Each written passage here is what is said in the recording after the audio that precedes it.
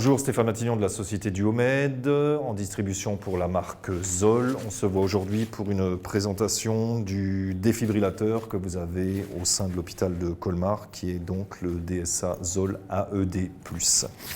Voilà comment se présente l'appareil quand vous l'avez majoritairement sur votre chariot d'urgence. Il est donc conditionné comme ceci dans sa sacoche. Quand il est dans sa sacoche, pour vous, ce qui va être important, c'est, on va dire au quotidien, ça coûte une œillade, ça coûte quelques secondes, c'est d'aller bien vérifier qu'ici, à l'intérieur du petit hublot, que vous ayez bien un V qui soit un V vert. L'appareil s'autoteste par lui-même toutes les semaines. Ce n'est donc pas la peine de l'allumer, de l'éteindre pour le tester. Il fait les choses, on va dire, par lui-même. Donc, juste un petit contrôle visuel. En cadre d'utilisation, vous allez sortir l'appareil de sa sacoche. J'ai toujours mon V vert ici. Pour accéder à l'appareil, à l'électrode, et on va dire accéder au cockpit, vous soulevez simplement ici, vous enlevez le capot. Le capot, c'est pareil, on n'en a pas besoin. Quand j'ouvre l'appareil, voilà comment il se présente. Vous allez avoir l'interface avec les pictogrammes, et ici est connecté au bout une paire d'électrodes. Point important, c'est que cette paire d'électrodes soit bien connectée. Il n'y a pas de raison qu'elle soit déconnectée. De toute façon, quand on met les appareils en service, par défaut, nous connectons l'électrode. Important qu'elle soit connectée pour plusieurs raisons. Ça va vous permettre, en cas de, on va dire d'intervention sur potentielle victime, d'intervenir beaucoup plus rapidement. Et deuxièmement, si la paire d'électrodes n'est pas connectée lorsque l'appareil va faire son autotest, l'autotest va être fait, on va dire, à répétition, autotest, jusqu'à ce qu'il obtienne gain de cause. Résultat des courses, si l'électrode n'est pas connectée, les piles, puisqu'il s'agit bien d'un appareil avec des piles, vont se vider relativement rapidement. Comme n'importe quel défibrillateur, on va dire, lui, va reconnaître deux arythmies comme deux arythmies choquables. Ça, c'est valable pour l'ensemble des appareils sur le marché. Dieu merci, chacun ne fait pas sa propre tambouille. Il va reconnaître en arythmie choquable, qui en général mène à l'arrêt cardiaque, la fibrillation ventriculaire. Schématiquement, vous avez le cœur qui s'emballe, qui commence à faire n'importe quoi. Et la seconde, ça va être la tachycardie ventriculaire, donc quand ça commence, on va dire, à cogner un rythme très très fort, très très soutenu. Donc retenez sur fibrillation ventriculaire, FV, tachycardie ventriculaire, TV, FV, TV. Ce sont les deux seules arythmies sur lesquelles l'appareil va vous demander de déchoquer, donc d'administrer un choc. L'appareil que nous avons ici est un appareil semi-automatique. Si je traduis, ça veut dire que ça va être à vous, utilisateur, utilisatrice potentielle, d'aller appuyer ici sur le bouton de déchoc qui se situe ici. Quand bien même vous auriez un doute quand l'appareil n'est pas allumé, vous avez le petit pictogramme là qui représente la main avec le doigt qui est tendu, c'est donc bien à vous d'aller faire quelque chose. Pour allumer l'appareil, le sigle est assez évident, c'est un symbole, on va dire, relativement universel. Vous allumez ici. À ce moment-là, on va écouter ce qu'il a de beau à nous raconter. Il fait son petit check. Adulte. Appareil prêt. Restez calme. Vérifiez l'état de conscience. Demandez de l'aide. Ouvrir les voies respiratoires. Donc chaque étape vous est précisée par le petit pictogramme et la lumière va traduire. Appliquez les électrodes de défibrillation sur la poitrine nue du patient. On va l'éteindre. Il m'a donné toutes les étapes. Pourquoi il m'a donné toutes les étapes? Parce que pour le moment, on va dire, mon électrode est encore conditionnée, elle n'est pas positionnée sur la victime potentielle.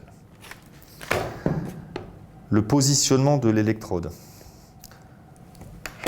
Pour retirer l'électrode, c'est important. Quand votre cas est derrière vous, vous tirez simplement, moi c'est ce que j'appelle la prise du téléphone, surtout pas d'outillage. Les électrodes que l'on va vous fournir, vous ouvrez votre paquet, vous ne pouvez pas l'ouvrir, vous ouvrez votre paquet, vous allez tomber là-dessus. Le positionnement, l'implantation, bien sûr les électrodes se mettent sur la poitrine nue du patient, ça va sans dire. 1, 2, 3 pièces. On va s'intéresser à la première pièce ici.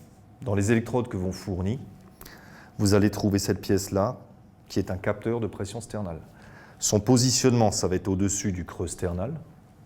Chez vous-même, vous pouvez trouver votre creux sternal sans aucun problème, d'accord ? Vous allez la positionner à ce niveau-là.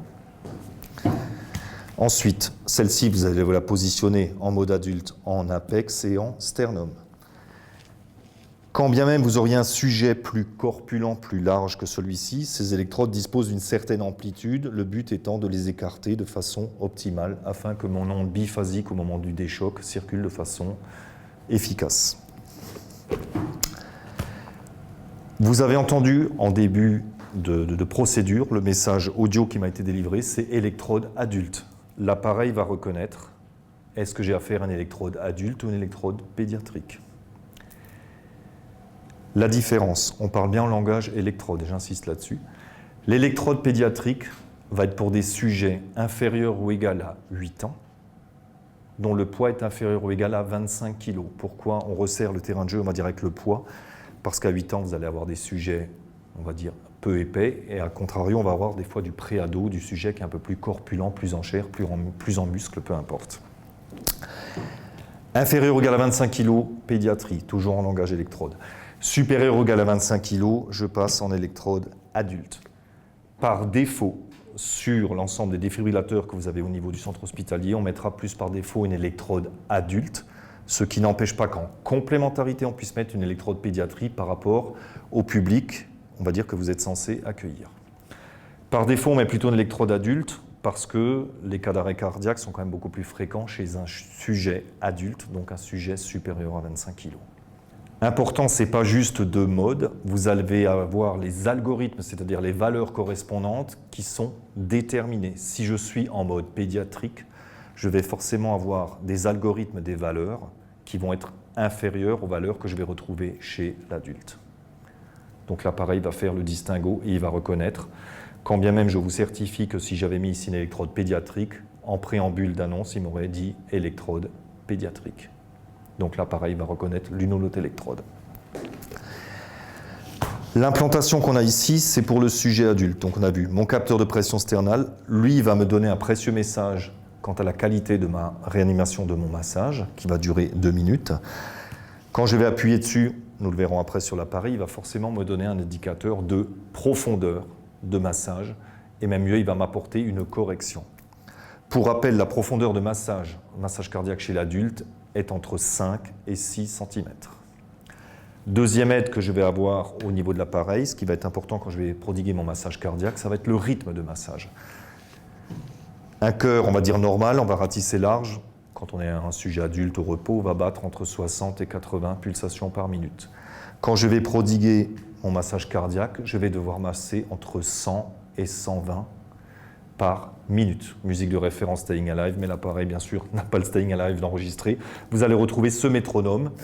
Tac, tac, tac, tac. Ce métronome n'est pas une retranscription de ce que vous allez faire, parce que quand bien même en début de réanimation, sous, on va dire, la tension, vous massez très, très, très, très vite, lui va rester impassible. Tac, tac, tac, tac.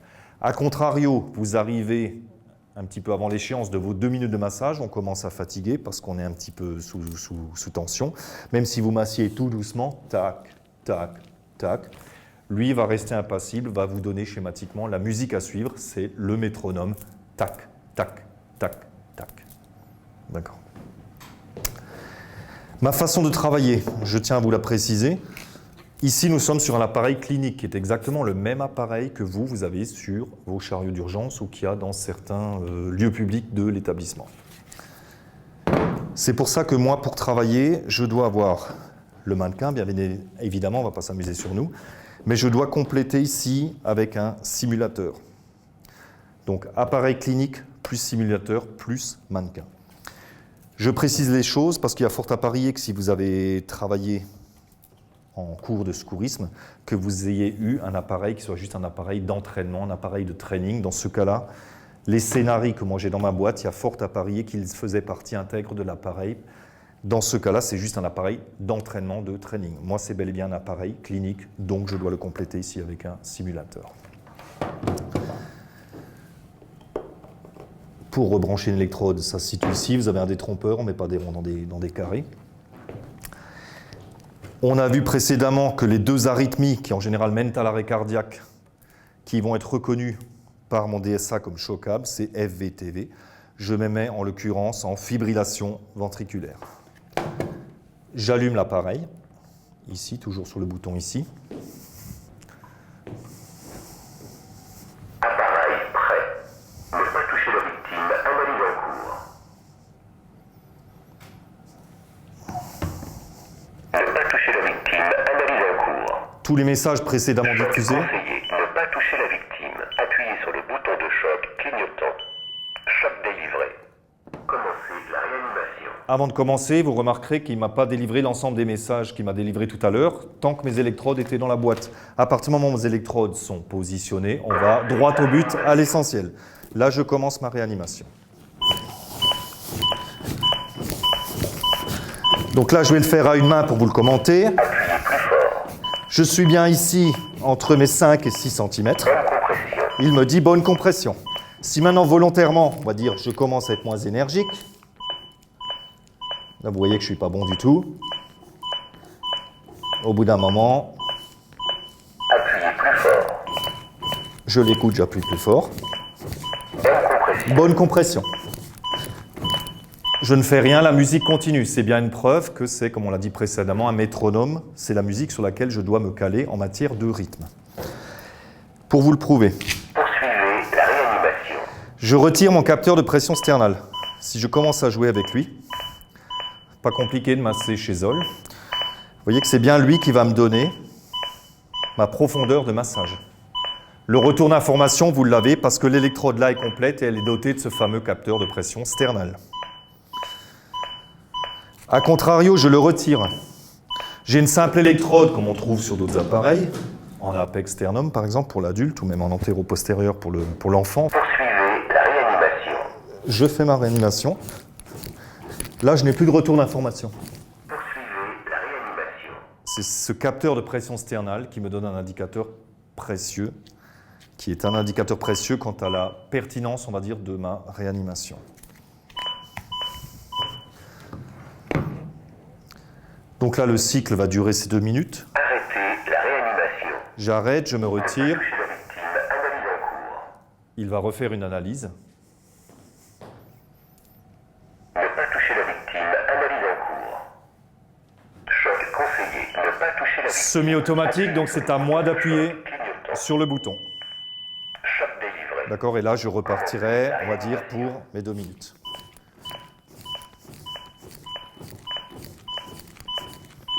Appuyez plus fort. Donc là, il me dit plus fort. Et plus fort ne veut pas forcément dire plus vite. Bonne compression. Et là, il me congratule, bonne compression. D'accord? Voilà. Comment on est bon? Pour éteindre l'appareil, bien évidemment, vous l'éteindrez ici. Poursuivez la réanimation. Quand le cas est derrière moi, pour changer l'électrode, pour retirer la paire d'électrodes, surtout pas d'outillage, ni tournevis, ni de paire de ciseaux, vous tirez simplement sur, comme je l'appelle, la prise du téléphone. Vous préparez tout de suite l'appareil pour une suivante intervention. On ne met pas des ronds dans des carrés, je travaille bel et bien dans ce sens-là. De toute façon, il y a des trompeurs, même si je m'excite, j'arrive pas à le rentrer.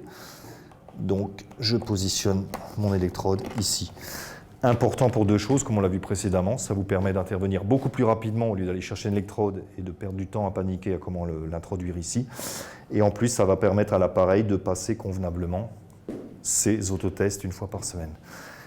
Là, il est passé en croix rouge, pourquoi? Parce qu'il n'est pas content, schématiquement, j'ai retiré la paire d'électrodes. Si maintenant je le rallume, l'électrode est bel et bien connectée.